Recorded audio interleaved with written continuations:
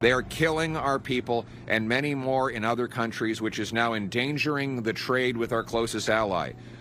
President Trump has threatened to tariff Canada because of what he says is lethal drug flows. But whether or not we agree with him should not matter. It should not take a foreign leader to get the Liberals to wake up to the drug crisis that they have caused here at home. Conservative leader Pierre Poilievre earlier announcing he will bring in mandatory life sentences for people trafficking over 40 milligrams of fentanyl if he were to become prime minister. The policy announcement comes as U.S. President Donald Trump presses Canada to take a harder stance on stopping the flow of fentanyl, though just a fraction of what the U.S. seizes comes from this country.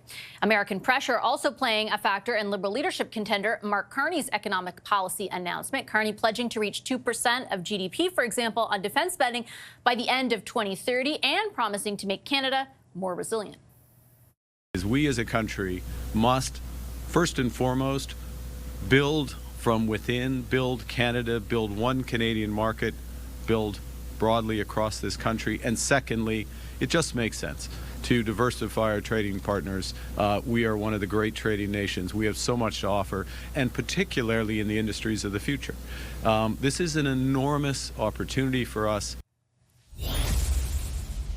Meanwhile, fellow Liberal leadership hopeful Chrystia Freeland released her own economic plan that also has a lot of emphasis on how this country can deal with Trump's economic nationalism. Among some of the pledges, Freeland says she'll eliminate interprovincial trade barriers by convening a First Minister's meeting on March 10th, the day after she says she becomes prime minister, and urge all provinces to drop trade barriers within 30 days, make Canada an energy superpower, she says, and buy Canadian and restrict American companies from federal procurement. What should we make of Liberal leadership contenders and opposition parties' attempt to stake a claim to the dominance of Trump in politics right now? Let's bring back the front bench. Sharon Carr, Jamie Ellerton, Carl Belanger, and Rika Walsh. Jamie, I will, as promised, start with you. How important do you think it is for people who, you know, in the opposition or in this leadership race need coverage to insert themselves into that conversation?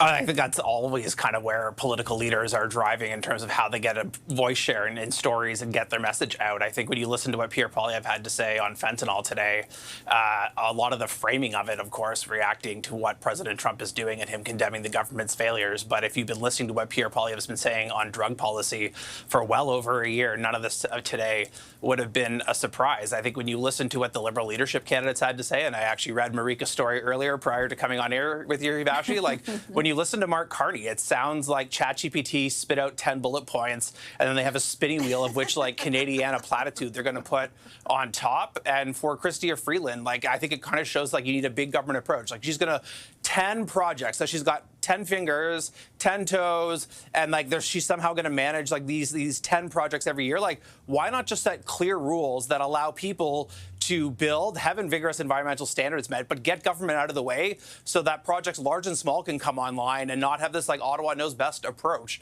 I think when you listen to what the Liberals are saying right now, a lot of this just feels like deathbed conversion.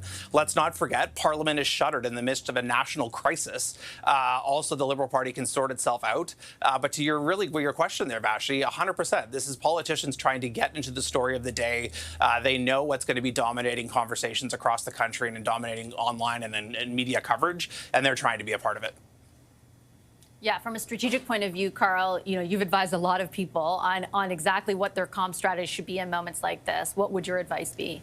Well, I'm not sure they should have listened, frankly, to where they ended up. But listen, the question is, will Donald Trump be the ballot question?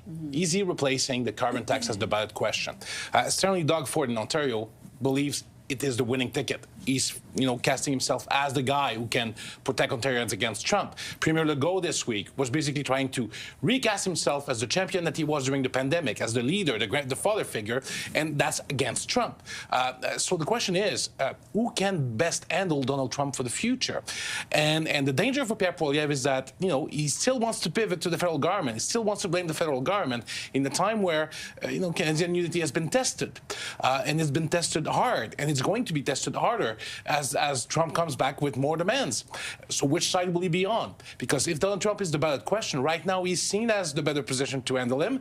but that could shift if he diverge from the interest of the country versus the interest of his party. It's certainly the only thing the Liberals feel, I think it's fair to say, Sharon, at this point, gives them a shot. Like, if that is the question voters, and it's just an if, have in their minds, that they have a better shot than if the question is, why can't I move into it? Why can't I buy a house, or why can't I afford my groceries? Well, absolutely, because mainly Pierre Poilievre is not the one who's negotiating with Trump or even having those conversations, if not on an official basis at least. So right now, I'd say it's gone from the Liberals kind of sitting around, falling in the polls, to actually being the ones who are having to implement things. And I would say, despite what some people might think about the counter tariffs that were put in or that were proposed, it kind of brought everyone in Canada together, people who would vote either Conservative or Liberal. There was this level of patriotism that came out that it allows the Liberals to now say our enemy or our opposition is Donald Trump. It's not Pierre Poilievre. And I think at a certain point, that might have to shift. But I think for the foreseeable future, as long as we have a president in the United States who's continuously